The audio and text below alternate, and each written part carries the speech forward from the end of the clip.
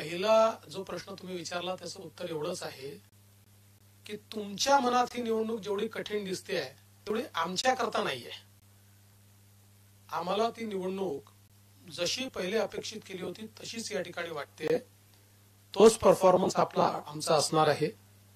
हे खरं आहे की पवार साहेब, उद्धवजी एक नरेटिव्ह पेरण्याचा प्रयत्न करतायत की आमच्या जागा येत आहेत. त्यांनी तर 35 जागा वगैरे सांगितल्या. मी तर त्यांचे धन्यवाद मानले की 13 जागा तरी आम्हाला दिल्या त्यांनी. पण तो प्रश्न नाहीये. हा जो काही नरेटिव्ह हा सुपरफिशियल नरेटिव्ह आहे.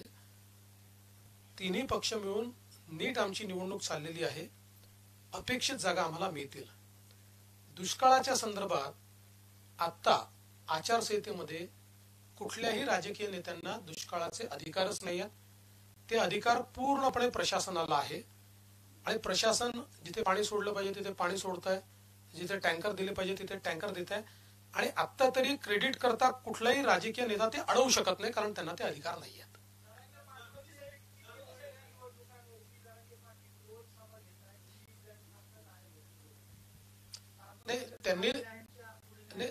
त्यांनी तर असं सांगितलं ना जरांगे पाटलांनी की मी कुठल्याच पक्षाच्या बाजूनी नाहीये.